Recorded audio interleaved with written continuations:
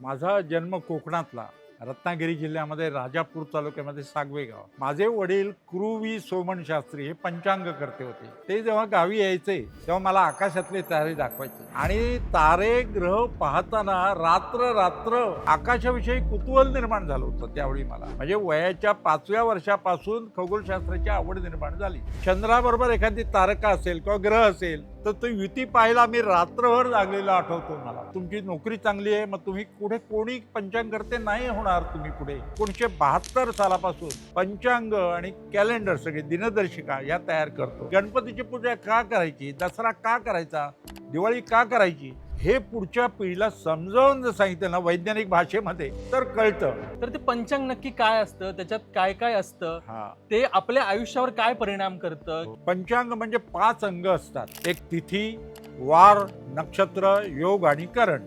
पंचांग म्हणजे भविष्य नव्हे. ग्रहण लागलं पाहिजे त्यावेळी. आपला चंद्र हा दरवर्षी 3.8 सेंटीमीटरनी दूर जातोय. आता दिवस रात्र किती 23 तास 56 मिनिटं 4 सेकंद. पण पूर्वी हा मोठा दिवस होता. जसं आकाशात आहे तसं पंचांगात, आणि जसं पंचांगात आहे तसं आकाशात. पंचांग नसेल तर मानवी आयुष्य काय आहे? माणसाच्या जीवन ग्रहांवरती अवलंबून असतं. आकाशात कधी तारा तुटताना बघितलंय? जसे पृथ्वीवर पाषाण आहेत ना तसे आकाशात आहेत. 2033 साली पुन्हा तसा उल्कावर्षा दिसणार आहे 17 नोव्हेंबरला. नमस्कार, जबरी खबरीच्या खबरबातच्या एपिसोडमध्ये तुम्हा सर्वांचं स्वागत आहे. आज मी कोणीही अँकर किंवा पॉडकास्टर म्हणून बसलेलो नाहीये. आज मी एक विद्यार्थी म्हणून बसलोय. विद्यार्थी म्हणण्याचं कारण असं की माझ्यासोबत आज जे कृ सोमण सर आहेत. खरं तर ते सोमण सर नसून ते खऱ्या अर्थाने गुरुजी आहेत. त्यांना गुरुजी म्हणलेलं फारसं आवडत नाही, कारण की ते उत्कृष्ट पंचांग करते आहेत. त्यांनी गेली 54 वर्ष पंचांग बनवले आहेत, दिनदर्शिका बनवल्या आहेत आणि इतका खगोलशास्त्रावर उत्तमभूत अभ्यास तुमचा आहे सर. इतकं खगोलशास्त्राचं ज्ञान तुम्ही जगभर पोहोचवताय. तुम्ही आपल्या गप्पांमधून सांगितलं तुम्ही कुठे कुठे गेलात, आणि हा खरं तर अभ्यास नसून खगोलशास्त्राचा किंवा पंचांगाचा ही एक साधना आहे. ही साधना तुमच्यापर्यंत कशी पोहोचली किंवा हा अभ्यास कसा सुरू झाला याच्याबद्दल सांगा ना. माझं बालपण कोकणामध्ये गेलं. 7वी पर्यंत मी कोकणातल्या म्हणजे रत्नागिरी जिल्ह्यामध्ये राजापूर तालुक्यातून सागवे गाव, कातळावरती शाळा होती. 2 मैल चालत जायला लागायचं. तिथे गेलं आणि माझे वडील पंचांग करते कृवी सोमण शास्त्री. तर ते निर्णय सागरमध्ये नोकरीला असायचे आणि ते जेव्हा गावी यायचे तेव्हा मला आकाशातील तारे दाखवायचे. म्हणजे वयाच्या 6व्या-7व्या वर्षी मला आकाशातले तारे बघून आनंद वाटायचा. रात्र रात्र जागत असायचं. चंद्राबरोबर एखादी तारका असेल किंवा ग्रह असेल तर तो युती पाहायला मी रात्रभर जागलेला आठवतो मला कातळावरती. तेव्हा खगोलशास्त्राची आवड निर्माण झाली. त्यानंतर मी मुंबईला आलो हायस्कूलमध्ये शिकायला. त्यानंतर कॉलेज व्हिजिट यायला गेलो आणि मफतलाल मिलमध्ये नोकरीला लागलो. आणि 1972 मध्ये माझ्या वडिलांचं दुःखद निधन झालं. तेव्हा पंचांग कोण करणार पुढे? मला आठवतं सोलापूरचे दाते शास्त्री पंचांग करते आमच्या घरी आले होते वडिलांचं निधन झालं म्हणून भेटायला. ते म्हणाले तुमची नोकरी चांगली आहे, मग तुम्ही पुढे कोणी पंचांग करते नाही होणार तुम्ही पुढे. तर मी त्यांना त्या काळात सांगितलेलं मला आठवतं 1972 साली, तुम्ही जर मदत आणि मार्गदर्शन केलं तर मी पंचांग करायला लागेल नोकरी सांभाळून. आणि त्याप्रमाणे 1972 सालापासून पंचांग आणि कॅलेंडर सगळे दिनदर्शिका या तयार करतो. आणि त्याच्यामध्ये बराच बदल केलाय, वैज्ञानिक दृष्टिकोन आणलेला आहे. कारण मला माहिती आहे पुढच्या पिढीला आवडतं काय तर कार्यकारण भाव. हे मी गोष्ट का करायची, गणपतीची पूजा का करायची, दसरा का करायचा, दिवाळी का करायची हे पुढच्या पिढीला समजावून जर सांगितलं ना वैज्ञानिक भाषेमध्ये तर कळतं. आणि त्याप्रमाणे मी पंचांगात तसा बदल केलेला आहे आणि पंचांग करायला लागलो. सर मला सांगा की आजच्या पिढीला हे पंचांग भविष्य हे फारसं कळत नाही, पण त्यांना क्युरिओसिटी मात्र जास्त असते. तर ते पंचांग नक्की काय असतं, त्याच्यात काय काय असतं, ते आपल्या आयुष्यावर काय परिणाम करतं, किंवा अशा काही गोष्टी आहेत की ज्या आपल्या आयुष्यावर खरंच परिणाम करतात का? बघा, पंचांग म्हणजे 5 अंग असतात. एक तिथी, वार, नक्षत्र, योग आणि करण. ही 5 अंग पंचांगात असतात म्हणून त्याला पंचांग म्हणतात. आता पंचांगाचं मॅटर म्हणजे चहा तोच कप बदलला कॅलेंडर फॉर्मॅटमध्ये म्हणजे ग्रेगोरियन इंग्रजी तारखांच्या खाली मजकूर लिहिला असतो पंचांगाचा.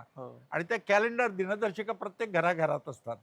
पंचांग हे इसवी सन पूर्व 1500 विचार करा 3-3.5 हजार वर्षापासून भारतात तयार होतच. आणि पंचांग ज्या ग्रंथावरून तयार करतात ना त्याला कर्ण ग्रंथ म्हणतात. पंचांग म्हणजे भविष्य नव्हे. पंचांग म्हणजे खगोल गणित. हम्म. जसं रेल्वेचं टाइम टेबल असतं की नाही, हो, त्याप्रमाणे रेल्वे येते की नाही, हो. तसं आकाशाचं ग्रहगोलांचं वेळापत्रक म्हणजे पंचांग. आता आम्ही लिहिलं पंचांगात या दिवशी गुरुग्रह इथे दिसेल, हा, दिसलं पाहिजे. हा. पंचांगात लिहिलं असेल या दिवशी ग्रहण अमुक वाजता लागेल, ग्रहण लागलं पाहिजे त्यावेळी. तेव्हा खगोलाचं गणित, पंचांग म्हणजे खगोल गणित. म्हणजे पंचांग म्हणजे भविष्य नव्हे, त्यात असं काही भविष्यात गोष्टी घडलेल्या नाही. असं काही आणि नाही. मला मुद्दाम सांगायचं आहे, हे कशावरून तयार करतो गणित आम्ही पुढचं ॲडव्हान्समध्ये. ते इसवी सन पूर्व 1500 वेदांग ज्योतिष नावाचा ग्रंथ होता.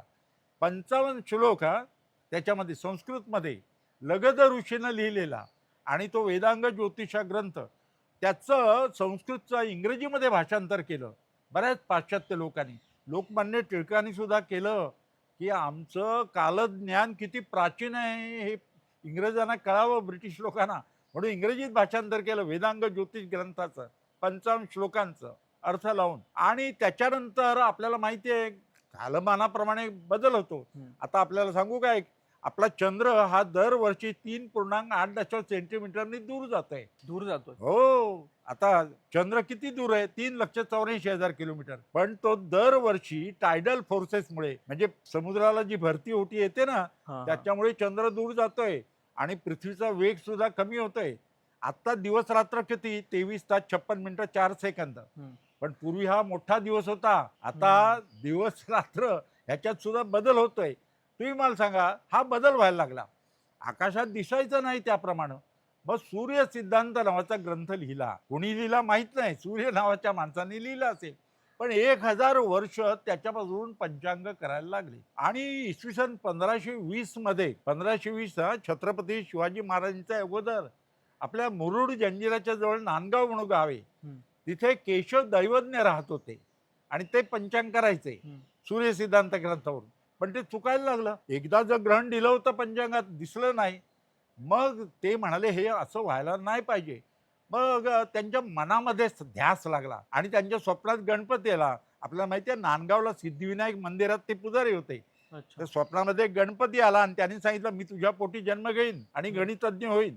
त्यांना मुलगा झाला, त्याचं नाव गणेश ठेवलं. गणेश दैवज्ञ हे नांदगावचे आपल्या महाराष्ट्रातले. आणि त्यांनी ग्रह लागव नावाचा ग्रंथ लिहिला इसवी सन 1520 मध्ये. जसं आकाशात आहे तसं पंचांगात आणि जसं पंचांगात आहे तसं आकाशात. ते खरं व्हायला. हा, खरं व्हायला लागलं 1520. बघा, विचार करा. आणि त्याच्यानंतर 400 वर्षांनी पुन्हा बदल व्हायला लागला. म्हणजे आकाशात ग्रहण होतं, दिसलं, पंचांगात नव्हतं. हे कुणाला लागलं? लोकमान्य बाळ गंगाधर टिळकांना लागलं. आणि त्यांनी 1920 सालच्या केसरीमध्ये जाहिरात दिली, जर कोणी ग्रह लागोवरती संस्कार करून नवीन ग्रंथ तयार करेल त्याला मी 1000 रुपये बक्षीस देईन. केसरी जाहिरात. पण तुमच्यापैकी कोण नागपूरचे असतील ना, तर अभिमान वाटला पाहिजे. नागपूरचे डॉक्टर केशव लक्ष्मण दप्तरी, भाऊजी दप्तरी, हे पुढे आले आणि त्यांनी ग्रंथ लिहिला. त्याचं नाव कर्ण कल्पलता. तो संस्कृत आणि मराठीत ग्रंथ आहे. आणि तुम्हाला सांगायला आनंद वाटतो, आकाशात जसं आहे तसं पंचांगात यायला लागलं आणि पंचांगात जसं आहे तसं आकाशात दिसायला लागलं. लोकमान्य बाळ गंगाधर टिळकांचा मृत्यू झाला 1920 मध्ये. 24 मध्ये हे पुस्तक प्रकाशित झालं, कर्ण कल्पता. आता आम्ही जे पंचांग करतो ना, हे संगणकावरती करतो. सोपं झालं आता गणित. आणि जी एरर असते ना, आपल्याला माहिती आहे सृष्टीमध्ये बदल होतो, चंद्र दूर जातोय, पृथ्वीचा वेग मंदावतोय, हे सगळं ऍडजस्ट केलं जातं कम्प्युटरमध्ये. त्यामुळे आता कम्प्युटरवरती सोपं झालं. पुढच्या 100 वर्षात गणेश चतुर्थी कधी आहे, दिवाळी कधी आहे मला सांगता येईल, ग्रहण कधी आहेत सांगता येईल. आता सोपं झालं. पूर्वी हाताने गणित करायला लागायचं, आता संगणकावरती गणित करतो. आणि गेले 54 वर्ष मी हे पंचांग आणि दिनदर्शिका करतोय. या पंचांगाचा आपल्या सर्वांगीण आयुष्यावर काय परिणाम होतो का? म्हणजे काय आपल्यात बदल घडतो का, किंवा काय होतं आपलं पंचांग नसेल तर मानवी आयुष्य काय आहे? सामान्य माणसाला प्रश्न पडतो की आपलं जीवन आपल्या हातात नाही, ग्रहांच्या हातात आहे असं वाटतं. हा, खरं आहे, माणसाचं जीवन ग्रहांवरती अवलंबून असतं, पण आकाशातली ग्रहांवरती नाही. माणसाच्या मनातील ग्रह. कुठले ग्रह? आग्रह, विग्रह, दुराग्रह, संग्रह, पूर्वग्रह, अनुग्रह. खरं सांगू का, आपणच आपल्या भविष्याला जबाबदार असतो. निग्रह करा ना चांगल्या कामाचा, शुभग्रह. आणि विग्रह करा, भांडणं लावा भावाभावात, विग्रह, नुकसान होणार. लक्षात घ्या, आपलं जीवन यत्किंचित आहे. आता बघा, ह्या संपूर्ण विश्वामध्ये आपण कुठे आहोत? खरं सांगू का? आपण नगण्य आहोत. आपलं आयुष्य नथिंग. म्हणून ग्रहांवरती अवलंबून नाही. पूर्वी असं वाटायचं. प्लॅनेट या शब्दाचा ग्रीक अर्थ आहे भटके. भटके. आकाशात आपल्या जीवनात बदल होतो की नाही? हम्म. म्हणजे वर्गामध्ये शेवटी बसणारा विद्यार्थी हा खट्याळ असतो. हम्म. कमी अभ्यास करणार असतो. पण तोच एखादा लोकप्रतिनिधी होतो आणि कारमधून येतो. हो. आणि पुढे बसणारा डॉक्टर, इंजिनियर, वकील तो चालत जातो रस्त्यावरून. असंही होतं. तेव्हा हे असं वाटतं, की आपलं आयुष्य ग्रहांवरती अवलंबून आहे. ग्रहांवरती आकाशातल्या अवलंबून नाही म्हणजे मित्रांनो. आपण असं म्हणतात ना, की एखाद्याचा बुध छोटा आहे, गुरु मोठा आहे, शुक्राचा प्रभाव आहे, शनीचा प्रभाव आहे, ते काय असतं? काही नाही. हे मानसिक आहे. मला वाटतं शनीची 7.5. तुम्हाला माहित नसेल ना 7.5 तुम्ही निर्धास्त असता. हा. मन प्रत्येक जण आपल्याला घाबरवत असतो. हम्म. म्हणजे बघा ना, प्रोफेशन सगळे तुम्ही घाबरलात ना की पैसे देणार की नाही? तूच आहेस तुझ्या जीवनाचा शिल्पकार. वामनराव पै आयुष्यभर सांगत असत. खरं सांगू का? आपलं जीवन आपणच घडवायचं. संकट येणारच. म्हणजे बघा ना, देवांपेक्षा आपलं आयुष्य मोठं आहे. हम्म. म्हणजे प्रभू राम त्या विष्णूला, भगवान विष्णूला रावणाला मारता आलेलं नाही स्वर्गातून. हम्म. त्याला रामाचा अवतार जीवन घेऊन. घ्यायला लागलं.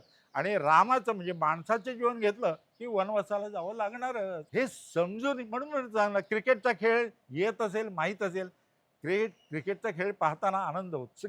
शास्त्रीय संगीत येत असेल, ऐकताना आनंद होतो. तसं जीवन कसं जगावं हे समजून घ्यायला पाहिजे. आणि ते तुम्ही प्रश्न विचारून माझ्याकडून काढून घेताय. आनंद इतरांच्या जीवनात निर्माण करा. आम्ही असं ऐकलंय की पंचांगामध्ये जन्म मृत्यूचं रहस्य पण असतं. हो. असतं का खरंच ते? पंचांग म्हणजे फलज्योतिष नव्हे. हम्म. पंचांग म्हणजे खगोलगणित. हम्म. जन्म मृत्यू ही यत्किंचित आहे. तुम्ही मला सांगा, आपल्या पणजोबांच्या वडिलांचं नाव माहिती आहे का? आजोबांचं नाव माहिती आहे का? नाही. ईश्वर काय आहे, म्हणजे तुमच्या दृष्टीने काय आहे? ईश्वर आहे का? चांगला प्रश्न विचारलात तुम्ही. खरं सांगू का मित्रांनो, ईश्वर म्हणजे चैतन्य. चैतन्य म्हणजे मुंगी चालते, ती चिरडली तर काय निघून गेलं? चैतन्य. म्हणजे हो. त्याला आत्मा म्हणतो आपण. हे चैतन्य विज्ञानाला निर्माण करता येत नाही. हा इम्पॉसिबल नाही आहे. इम्पॉसिबल शब्दाचं स्पेलिंग सुद्धा काय आहे?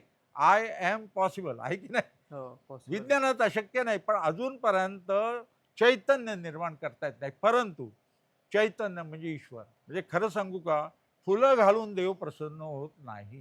हम्म. तसं असतं तर फुलवाल्यानं फुलं विकली असती का? विकली असती का? नाही. त्यांनी सगळी देवाला घातली असती ना. देवाला प्रसन्न करून पूजा करून जर देव प्रसन्न होत असता कर्मकांडानी, तर देवळामध्ये गणपतीच्या रोज पूजा करतो गुरुजी, रोज पूजा करतो. मग त्याच्या घरामध्ये ऐश्वर्य पाहिजे होतं, सुखसमाधान पाहिजे होतं, पण नाहीये. लक्षात घ्या, आपलं कर्म सत्य. मला आत्ता लोकमान्य टिळकांची आठवण होते. लोकमान्य टिळकाने Arctic home in Vedas, Orion, Vedanga Jyotisha हे इंग्रजीत ग्रंथ लिहिले, पण गीता रहस्य मराठीत लिहिलं. हम्म. मराठीत. हम्म. त्यांना एकाने प्रश्न विचारला, ओ तुम्ही सगळे ग्रंथ इंग्रजीत लिहिले, मग गीता रहस्य मराठीत का लिहिलं? ते म्हणाले, आपलं पूर्वीचा काल किती भारताचा महान होता हे लोकांना कळवा, ब्रिटिश लोकांना, म्हणून इंग्रजीत लिहिलं. पण गीता रहस्य आपणच कर्मयोग विसरलो आहोत. आणि पाश्चात्य लोक ते शिकलेत म्हणून ते पुढे गेले. हम्म. खरं सांगू का, कर्मयोगी व्हायला पाहिजे. सुखी जीवन करायचं असेल ना, तर संपत्तीची निर्मिती करणारा. मला जर कोणी विचारलं कोण महान आहे, संपत्तीची जो निर्मिती करतो ना तो महान असतो. कसा? कारण तो जगात निर्माण करतो ना. आता ज्यांनी मोबाईल निर्माण केला, हम्म. ज्यांनी संगणक निर्माण केला, संपत्तीची निर्मिती. हम्म. आता किती औषधं निघाले. पूर्वी 60 वर्ष, मला आठवतं मफतलाल गिरणीमध्ये मी नोकरीला होतो. 60 वर्ष आले की 5-1 वर्ष माणसं जगायची. आता 90 वर्ष, कारण औषधात निर्मिती झाली. हम्म. निर्मिती केली पाहिजे. आणि विजयादशमीला आपण निर्मिती शक्तीची पूजा करतो. पूजा सगळेच करतात, पण निर्मिती शक्तीची आपण निर्माण करायला पाहिजे आपल्यामध्ये. हे महत्वाचं आहे. संपत्तीची निर्मिती करणारा म्हणून उद्योगपती मोठे असतात. कारण ते 100 लोकांना, 500 लोकांना, 5000 लोकांना रोजगार देतो. पोटा पाण्याची व्यवस्था करतात. निर्मिती करायला पाहिजे हो. तर तुम्ही आता देवाबद्दल बोललात, तर देवाला धरूनच लोक धर्माला घुसवतात की धर्म असा आहे, हा धर्माच्या गोष्टी केल्या पाहिजेत, कर्मकांड केली पाहिजेत. नक्की आम्हाला सांगा की धर्म काय आहे आणि तो मानवी जीवनात काय महत्वाचा आहे? खरं सांगू का, सनातन वैदिक धर्माचं तत्व एका वाक्यात आहे. माणसानं माणसाशी माणसासारखं वागावं. त्याच्यात मी थोडं ऍड केलंय, माणसाने माणसाशी आणि निसर्गाशी माणसासारखं वागावं. आता आपण बघतो निसर्गात, बघा निसर्गाची आपण काळजी घेतली ना तर निसर्ग आपली काळजी घेतो. नाहीतर उत्पात घडतात पृथ्वीवरती. निसर्गाची आपण काळजी घेतली नाही, म्हणून निसर्गाची काळजी घ्यायला पाहिजे आणि माणसानं माणसाची माणसासारखं वागलं पाहिजे. हे सनातन वैदिक धर्माचं कर्मकांडात अडकू नका, मेहनत करा आणि सामान्य माणसाला सुद्धा आनंद वाटेल असं, आपल्यामुळे इतरांना त्रास तरी होता कामा नये निदान, मी म्हणतो. तर त्यासाठी कलह टाळा. म्हणून आपण दिवाळीला अलक्ष्मी आणि लक्ष्मी, अलक्ष्मी निस्सारण करतो. म्हणजे तुम्हाला माहित सांगतो गोष्ट, ती काय झालं, समुद्र मंथरातून पहिल्यांदा अलक्ष्मीने जन्माला आली. तिने देवानं विचारलं मी कुठे राहू, तर देव म्हणाले जिथे कचरा असेल, जिथे भांडण असतील, जिथे वितुष्ट असेल, जिथे अनिती असेल, अप्रामाणिकपण असेल, तिथे तू राहा, असं अलक्ष्मीला सांगितलं. आणि लक्ष्मी उठली जन्मली नंतर आणि तिने विचारलं मी कुठे राहू. देव म्हणाले जिथे प्रामाणिकपणा आहे, जिथे नीतिमत्ता आहे, जिथे स्वच्छता आहे, तिथे तू राहा. बघा लक्ष्मी, म्हणून आपण अलक्ष्मी निस्सारण करतो दिवाळीला आणि लक्ष्मीचं पूजन करतो. आणि त्या अमावास्येला का करतो, तुमचा प्रश्न असणारच तुमच्या मनामध्ये, कारण अंधारातच प्रकाशाची किंमत कळते, गरिबीमध्येच श्रीमंतीची किंमत कळते. आपण बघा मिळालेल्या गोष्टीपेक्षा आयुष्यात मिळालेली गोष्ट जास्त आनंद देते. वडिलांचा बंगला असता, गाडी असती, तो वापरताना मला जो आनंद मिळणार त्याच्यापेक्षा मी लहानपणी गरीब होतो आणि मी मिळवली, हे जेव्हा आनंद असती वापरताना आनंद होतो. तेव्हा लक्षात घ्या, जीवनामध्ये अलक्ष्मी घालून टाकायची. आपल्या मनात जे वाईट विचार आहेत, अस्वच्छता आहे, नैराश्य आहे, भांडण आहे, दुष्टावा आहे, तो घालून टाकायचा आणि नीतिमत्ता, स्वच्छता, समाधान हेच खरं. म्हणून ती गोष्ट, आपले सण आहेत ना हे सगळे, हे ऋतूंवर आधारित आहे. बघा जगामध्ये कुठल्याही संस्कृतीमध्ये तसं नाहीये. काही धर्मामध्ये, काही संस्कृतीमध्ये चंद्रावरती सण अवलंबून असतात आणि ते सगळ्या ऋतूत येतात. आपल्याकडे आपले सण उत्सव हे ऋतूंवर आधारित आहेत. म्हणजे पण ऋतू हे सूर्यावर अवलंबून आहेत आणि सण हे चंद्रावर अवलंबून आहेत. म्हणून पंचांगामध्ये चांद्र सौर पद्धतीचा मेळ घातलेला आहे. म्हणून कशी विभागणी केली बघा, मीन राशीत सूर्य असताना ज्या चांद्र महिन्याचा प्रारंभ होतो त्याला चैत्र म्हणायचं. मेष राशीत सूर्य असताना ज्या चांद्र महिन्याचा प्रारंभ होतो त्याला वैशाख म्हणायचं. पण कधी कधी एका राशीत सूर्य असताना 2 चांद्र महिन्याचा प्रारंभ होतो, तेव्हा पहिला अधिक महिना येतो. दुसऱ्या वर्षी ज्येष्ठ अधिक महिना आहे, अधिक महिना, आणि मग ऋतू आणि सण याची सांगड घातली जाते. लक्षात घ्या हे ऋतूंवर आधारित आहे.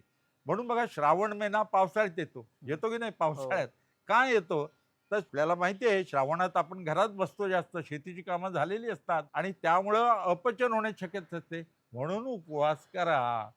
मग लोक उपवास कधी करतील, पुण्य मिळेल. त्याला शास्त्रीय कारण शास्त्रीय का पुण्य मिळेल सांगितलं तर उपवास करणार, म्हणून पुण्य मिळेल म्हणून उपवास करा. उपवासाला काय खा कुठल्याही ग्रंथात दिलेलं नाहीये. कर्नाटक मध्ये उपवासाला पोहे चालतात, आपल्याकडे चालत नाही. खरं उपवास म्हणजे हलका आहार. आधुनिक काळात पुढच्या पिढीला सांगायचं तर डायटिंग करा, आपले शरीर मांद्य घालवण्यासाठी, म्हणून उपवास करा. आणि पूर्वी काय व्हायचं, गावातलं धान्य पुरायचं नाही. पावसाळ्यात श्रावण महिन्यामध्ये धान्य संपून जायचं गावातलं, तर एक वेळ जेवा. अच्छा, म्हणून पुण्य मिळेल. पुण्य या जन्मात नाही, पुढच्या जन्मात मिळेल. बघा की ते हिंदू संस्कृतीचं वैशिष्ट्य आहे, हे पटवून दिलेलं आहे. आणि त्यामुळं आपले सण बघा, नंतर गणपती येतो, गणेश चतुर्थी, ज्यावेळी शेतात धान्य तयार होतं त्यावेळी पृथ्वीविषयी कृतज्ञता व्यक्त करण्यासाठी गणपतीचं पूजन असतं. म्हणजे बघा पृथ्वीचं पूजन म्हणून पार्थिव गणेश पूजन लिहिलेलं असतं बघा पंचांगामध्ये, कॅलेंडरमध्ये. का तर मातीच्या मूर्तीचं पूजन करा म्हणजे पृथ्वी. पूर्वीच्या काळी शेतावर जायचं, तिथलीच माती घ्यायची, तिथेच गणपती बनवायचा, तिथेच पूजायचं, लगेच विसर्जन करायचं. अजूनही दक्षिण भारतात त्याच दिवशी विसर्जन करतात गणपतीच्या मूर्तीचं. आणि लक्षात ठेवा, गणपती हा पाहुणा नसतो. आपण म्हणतो गणपती पाहुणा, ऍक्च्युली आपणच काही वर्षांप्रती पृथ्वीवर आलेले पाहुणे असतो. तो आहे की नाही. आणि गणपतीचं विसर्जन करत नाही, मूर्तीचं विसर्जन करतो. आपल्याकडे किती शास्त्र शुद्ध आहे बघा. पहिल्यांदा प्राणप्रतिष्ठा करतो, प्राण आले आहेत असं समजतो मंत्रांनी, आणि मग विसर्जन करण्यापूर्वी उत्तर पूजा करतो, आहे की नाही. पण बाप्पा हा महत्वाचा का, तर पृथ्वीची पूजा, म्हणून पार्थिव गणेश पूजन. आणि नंतर नवरात्र येतं की नाही हो. नवरात्र. हो. नवरात्र 9 दिवसाचं का असतं? तर आपल्याला माहिती आहे बी पेरल्यानंतर 9 दिवसामध्ये अंकुरतं. हम्म. गर्भधारण झाल्यापासून 9 महिने 9 दिवसांनी मूल जन्माला येतं. हो. म्हणून नवरात्र 9 दिवसांचं असतं आणि त्यावेळी धान्य घरात येतं. मग सीमोल्लंघन करतात. हम्म. पूर्वीच्या काळात घरात धान्य आलं की मग सैनिक बाहेर पडायचे, सीमोल्लंघन करायचे. शस्त्र त्यावेळी हे कुठलं वाहन? घोडा. हम्म. म्हणून अश्वपूजा सांगितली, हा. शस्त्रपूजा सांगितली. हे बघा किती शास्त्र शुद्ध आहे. गेल्याच महिन्यात फ्रान्समधले लोक माझ्याकडे आले होते हम्म. की तुम्ही पंचांग कसं तयार करता, चांद्र सौर पद्धतीचा मेळ कसा घालता, हम्म. हे समजून घ्यायला आले होते. त्यानंतर दिवाळीचा जो सण येतो, हम्म. प्रकाशाचा सण, म्हणून हो. तो अमावास्येला असतो. हो. आपल्याकडे अमावस्या अशुभ मानली जाते. हो. हे कामं करायचे नाहीत, ते बाहेर जायचं नाही असं म्हणतात. पण असं आहे ना की छत्रपती शिवाजी महाराज जेव्हा लढायला जायचे, चढाई करायला जायचे, तेव्हा ते अमावस्येमध्ये जायचे, कारण की तिथे काळोख असायचा. हो. पण काय आपण अशुभ का मानतो? अमावस्या अशुभ असते का? खरं सांगू का, अमावास्या अशुभ नसते. हम्म. आता लक्ष्मी पूजन हा संपत्तीचं पूजन करतो, हम्म. तर ते अमावास्यालाच करतो की नाही? हो, हो. अमावास्या वाईट नसते का? तर अंधारामध्ये प्रकाशाची किंमत कळते, हो. गरिबीमध्ये श्रीमंतीची किंमत कळते. आणि अमावास्या पौर्णिमा ह्या सगळ्या सारख्या असतात, अशुभ असं नसतं. तुम्ही लक्षात ठेवा, हे पराक्रमी जे पुरुष होऊन गेले ते काही मुहूर्त बघून गेलेले नाहीत. हम्म. आता साधा प्रश्न मी तुम्हाला विचारतो, मनुष्य सिरियस आहे तर आपण मुहूर्त बघून त्याला हॉस्पिटलमध्ये नेतो का? नाही, आता लगेच नेतो. हो. आणि जेवढं लवकर नेऊ तेवढा तो लवकर बरा होतो. हम्म. तेव्हा शुभ कार्याला मुहूर्त बघू नका, असं पंचांग करता असून मी सांगतोय. हो, हो. लक्षात घ्या, पण हे मुहूर्त कशासाठी आहेत, कशासाठी दिलेले ते पण सांगतो. हम्म. आता डॉक्टरनं सांगितलं 9 वाजता एक गोळी घ्या, 2 वाजता घ्या आणि संध्याकाळी 6ला घ्या. तर आपण बरोबर 9 वाजले गोळी घेणार. हम्म. खरं म्हणजे ब्रेकफास्ट नंतर गोळी घ्या हा उद्देश असतो त्याचा. हा. जेवल्यानंतर 2 वाजता गोळी घ्या हे उद्देश असतो. पण लोक विसरतील. मग आपण श्रद्धेनं, श्रद्धा, हम्म. मन मन लक्षात ठेवा. आज अमावास्या आहे माहित आहे ना, हम्म. मग मन घाबरतं. हो, बाहेर अमावास्याला जायचं. भूत असतात, हो. आपली एक कल्पना. खरं सांगू का, मन हे फार वाईट असतं. मन आपलं आरोग्यदायी पाहिजे. केवळ शरीर नाही, बऱ्याचशा महिला भगिनी विशेषतः मनानं अगोदर आजारी पडतात हम्म. आणि मग शरीराने. तुम्ही बघा ना, एखादा व्हिडिओ फिल्म बघितली आजारपणाची, कॅन्सर, आपल्याला वाटतं आपल्याला तर झाला नाही ना आजार. हो. पाय दुखायला लागला तरी आपल्याला नाही ना हार्ट फ्रॅक्चर झालं. लक्षात घ्या, भीती वाटते. हम्म. निर्भय व्हायला पाहिजे आणि मन निर्भय असतं. म्हणून मनाचं आरोग्य चांगलं राहायला पाहिजे. याचं सांगतो ना, निसर्ग भ्रमण करा, ज्ञान प्राप्ती करा, म्हणजे मन स्वच्छ राहतं. मन, बुद्धी आणि शरीर तिघांचे आरोग्य बरोबर पाहिजे. तेव्हा अमावास्या वाईट नसते, घाबरायचं नाही. मन हे चिंतामुक्त पाहिजे, निर्भय पाहिजे. आणि निर्भयता हा महत्वाचा गुण असतो. ईश्वर पूजा यासाठी करायची असते. आता गणपतीची पूजा आपण करतो का? तर गणपतीचे गुण आपल्या अंगी यायला पाहिजेत. हो. 14 विद्या 64 कलांचा अधिपती.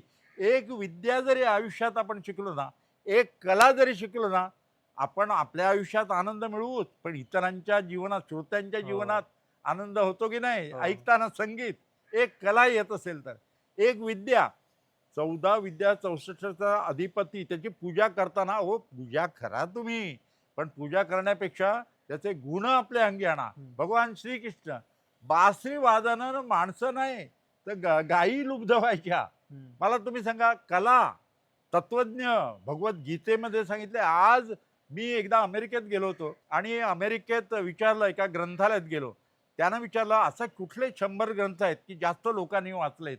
हम्म.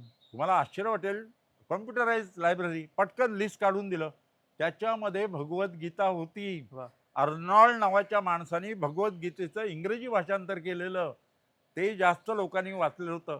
म्हणून मी सांगितलं, तत्वज्ञ श्रीकृष्ण, अरे तुम्ही शिका ना गीता, भगवद्गीता शिका. केवळ दहीहंडी करायची नाही. आपल्याकडे काय झालं, इव्हेंट झाले, हो. या सणाचे इव्हेंट झालेत. तेव्हा अमावास्या वाईट नसते, पौर्णिमा पण पौर्णिमेचा चांद्र, आता पावसाळ्यानंतर कोजागरी पौर्णिमा आली. कोजागरी, कोजागिरी शब्द बरोबर नाही, गरी. कोजागरती.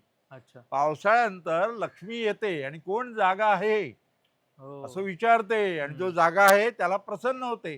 ही कथा आहे ना, याच्यापासून आपण काय बोध घ्यायचा? कोण जागा आहे? हा. जागा म्हणजे झोपेतून जागा नव्हे, तर जागरूक.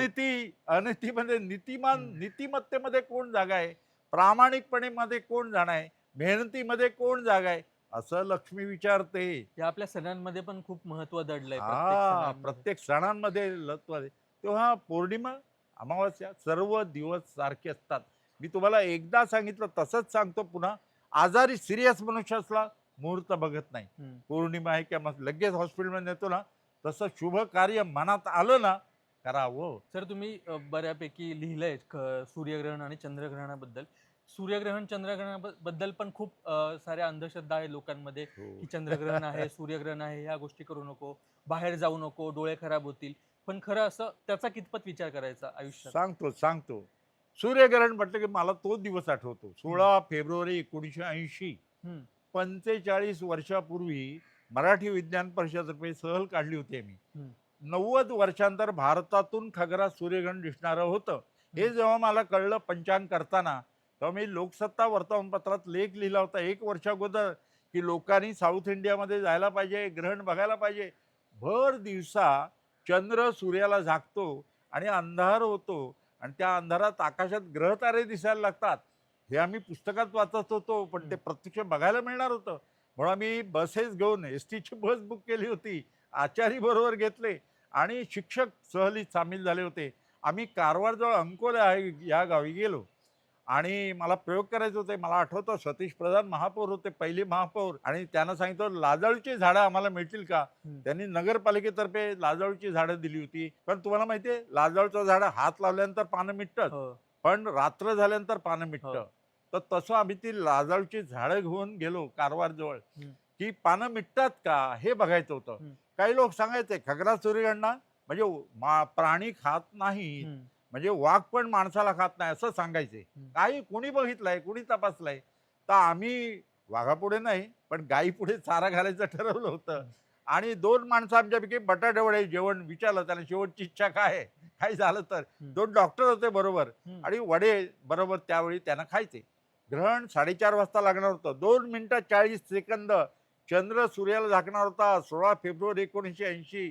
खरं सांगू मी गावात गेलो, बघतो तो शुकशुकाट. म्हणजे कर्फ्यू असावा अशी स्थिती.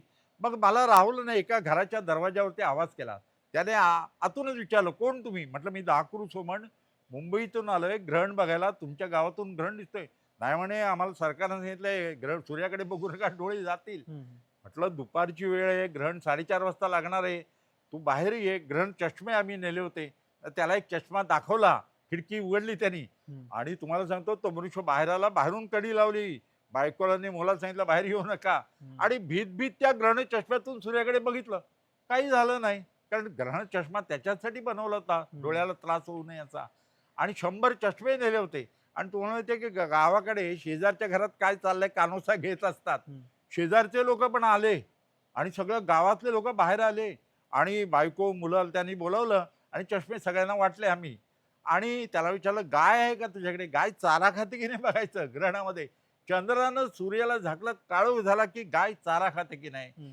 तो म्हणाला, "गाय बांधून देणार नाही मी." "का?" म्हटलं, "तो दूध द्यायचं बंद झाली तर ग्रहणामुळे हा. काही परिणाम झाला तर." "पहिलंच ग्रहण आम्ही बघत होतो." त्याला म्हटलं, "बैल बांधून दे." मग त्यांनी बैल झाडाला बांधून दिला आणि कुत्रा टॉमी त्याच्याकडे होता. त्या टॉमीला पण झाडाला बांधलं आणि व्हॉलंटिअर ठेवला, की तिथे ब्रेड टाकायचा कुत्र्यापुढे, गाईपुढे चारा घालायचा. मांजर होतं त्याच्याकडे. तो म्हणाला, "मांजर मी मांडीवर घेऊन बसतो. मला सांगा, शिटी वाजवा, म्हणजे मी दूध ठेवतो." आणि या प्राण्यांना 3 तास अगोदर काही दिलं नाही बरं का. हम्म. आणि लाजळचं झाड नेलं होतं. ते शेताच्या मेऱ्यावर ठेवलं. तिथे टाकळ्याची झाडं होती. ती पण पानं मिळतात रात्री. त्या शिक्षिका वगैरे त्या, "सुमन सर," म्हटलं, "प्रयोग करायला विसरू नका." कारण एखाद्या गवळ्याचं गाणं आवडलं, आपण वन्स मोर म्हटलं, गवळी पुन्हा गाणं म्हणेल.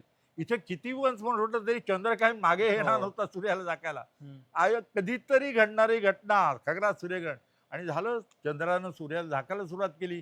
पाव सूर्य झाला, सूर्य कोर दिसायला लागली. हम्म. आयुष्यात पहिल्यांदाच आम्ही, म्हणजे मला आठवतं ग्रंथात लिहिलं ना, सगळी शक्ती एकत्र तशी डोळ्यात शक्ती आणून मी बघत होतो आणि सांगितलं, "चष्म्यातून बघा, प्रयोग करायला विसरू नका."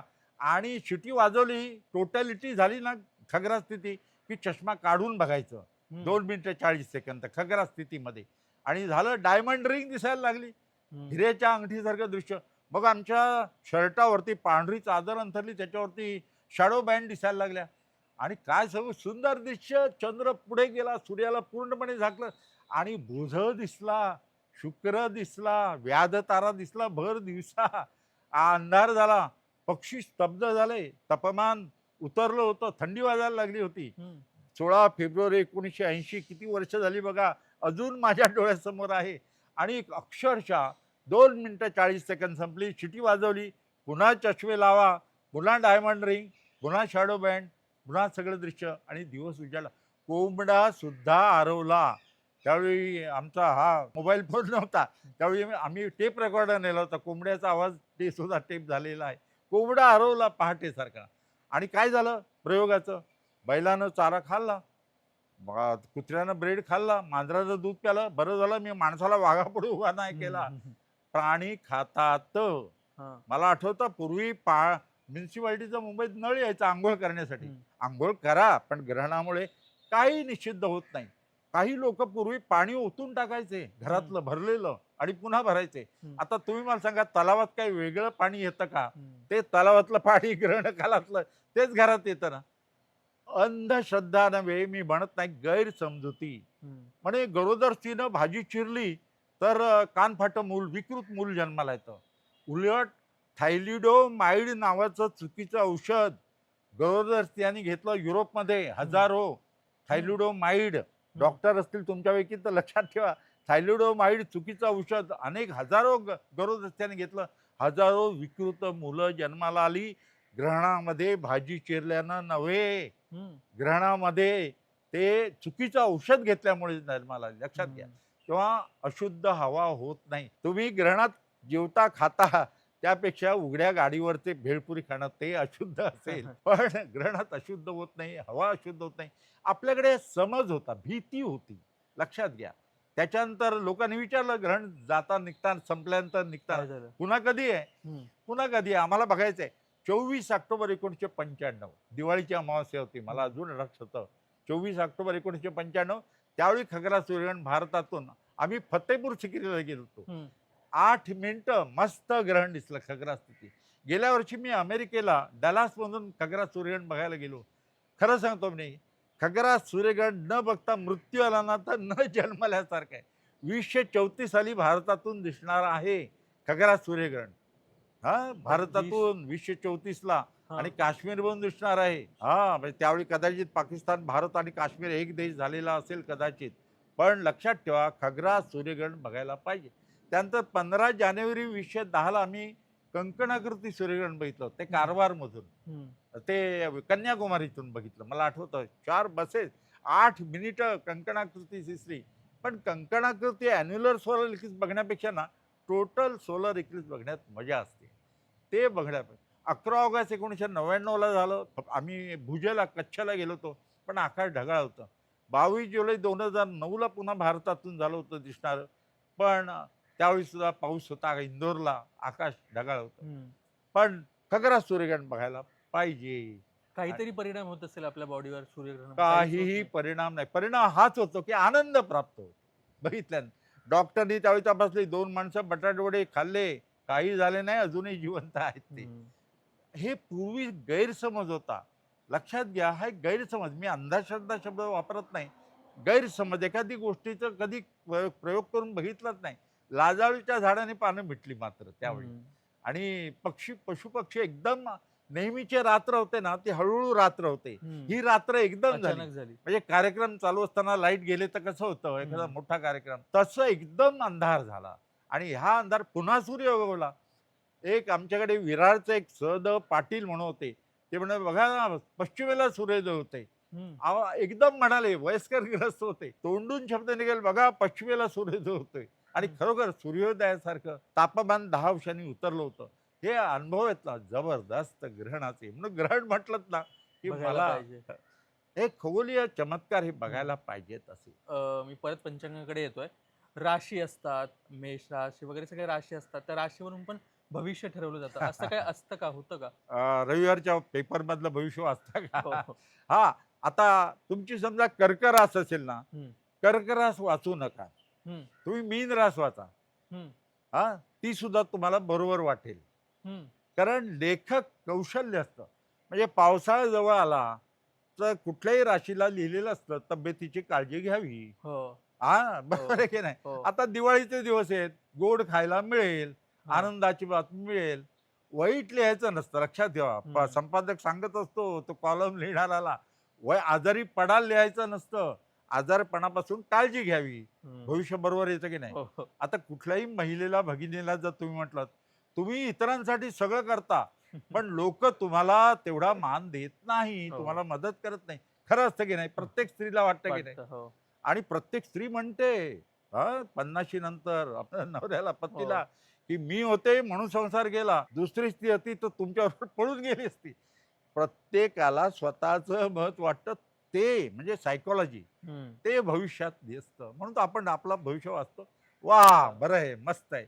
त्या आशेवरती लोक जगतात पण ते खरं नसतं. लक्षात घ्या. जन्मतारखांवरून पण काही सांगतात नाही तसं. जन्म हे बघा, खरं सांगू का, कुत्र्याचा जन्म झाला किती, माणसाचा जन्म आपल्याला मोठा वाटतो, जगाच्या दृष्टीनं नगण्य क्षुल्लक आहोत. आहे. हम्म. पण एक गंमत, हा हम्म. म्हणून ऍस्ट्रॉलॉजी शिकायला हरकत नाही, गंमत म्हणून. हम्म. आता खडे घालून भविष्य बदलत असतं. हम्म. तर जवाहीर जो दागिने विकणारा खडे, तो स्वतः घालून घरात बसला असताना तो हम्म. विकत कशाला बसेल दुकान उघडून? हातात खडे घालेल आणि लोणावळा बंगल्यामध्ये बसेल. हम्म. तसं नाही. कर्मयोग खडे घालून भविष्य बदलत नाही. नवस बोलून देव प्रसन्न होत नाही. तसं असतं तर सीमेवर सैनिकी नको होते. हम्म. हा नवस बोलायचा, शत्रू राष्ट्र खलास होईल. नवस बोलून लढाई जिंकता येईल. मग हॉस्पिटल कशाला पाहिजे? नवस बोलून पेशंट बरा होईल. मग परीक्षेत अभ्यास का करायला नको? नवस बोलला मुलगा पास झाला. नाही, कर्मयोग. अरे भगवद्गीता भारत देशात लिहिलेली आहे आणि आपण कर्मयोग विसरलो तर कसं चालेल? पण मला ग्रहण तुम्ही विचारलात, तसं आकाशातून दगड सुद्धा पडतात माहितीये का? हो. हो. हा उल्का 52,000 वर्षापूर्वी 60 मीटर लांबीचा 20 लक्ष टन वजनाचा दगड आकाशातून पडला. कुठे? भारतामध्ये, महाराष्ट्रामध्ये बुलढाणा जिल्ह्यात लोणारा या गावी. हम्म. आज तिथे तुम्ही गेलात 52,000 वर्षांनी, 2 किलोमीटर व्यासाचं विवर आहे हा, आणि 150 मीटर खोल आहे. आत खाली उतरायचं आहे. मी 40 वेळा गेलोय सहली घेऊन. अवश्य जा. लोणार मिटिओरिट क्रेटर, लोणार अश्नी विवर न बघता मृत्यू आला ना, न जन्मल्यासारखं आहे महाराष्ट्रात. अवश्य बघा. आतमध्ये विवरामध्ये झाडं आहेत, चिंचेची, बाभळीची, सीताफळी झाडे. आतमध्ये मोर आहेत, विवरामध्ये माकडं आहेत, आतमध्ये ससे आहेत, आतमध्ये हेमाडपंथी मंदिर आहेत, यज्ञकुंड आहेत त्यावेळची. आणि सरोवरात जे पाणी आहे ना, लोणार अश्नी विवरात खारट पाणी आहे. त्याचा पीएच 10.5 आहे. आपण जे म्युन्सिपाल्टीचं पाणी पितो त्याचा 7.5 पीएच असतो. हम्म. हे 10.5 काय खारट पाणी आहे. मासे नाहीत हा त्या तलावामध्ये. हम्म. पण लाल लिटमस पेपर घेऊन जा, तो बुडवलात ना पाण्यामध्ये तर निळा होतो. आणि वरून जो दगड पडला ना, जाताना मॅग्नेट घेऊन जा. हम्म. हा ते जर जमिनीला लावलं तर लोखंड चिकटतात, दगड चिकटतात. हो. आणि वरून दगड पडला, त्याचा एक तुकडा बाजूला पडला, हम्म. लोकांनी त्याला शेंदूर फासला, मारुती बनवला. तिकडे लोक थोरला मारुती म्हणतात, पण तो मारुती जागृत आहे. जागृत म्हणजे कसा, तर निरांजनासारखं होकायंत्र फिरवलं ना मारुती पुढे, तर हम्म. काटा नेहमी उत्तर दक्षिण दिशा दाखवतो, हा, पण हा त्यांच्या- काटा मारुतीकडे राहतो. हे हम्म. प्रयोग करून बघा अवश्य. 52,000 वर्षापूर्वी घडलेली घटना आहे. याची जगात अशी 134 ठिकाणं आहेत. मी अमेरिकेतलं ॲरिझोना क्रेटर बघितलं, 8 वेळा गेलोय. हम्म. $25 तिकीट आहे.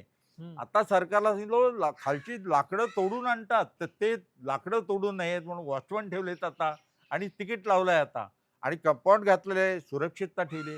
लक्षात घ्या, लोणार मिटिओरिट क्रेटर परदेशी लोक येतात, हम्म. आणि आपण न बघता जर जन्मलो ना, न जन्मल्यासारखे आहे. म्हणून अवश्य जा. आणि आता तिथे हॉटेल्स आहेत, राहण्याची सोय आहे. हम्म. एक रात्र राहा, ज्यांना बर्ड वॉचिंग करायचं आहे ना.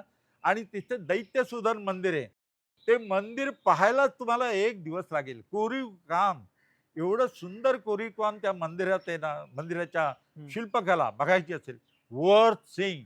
2 दिवस MTDC हॉटेल आहे तिथे, तिथे राहा आणि लोणार मिटिओरिट क्रेटर पहा.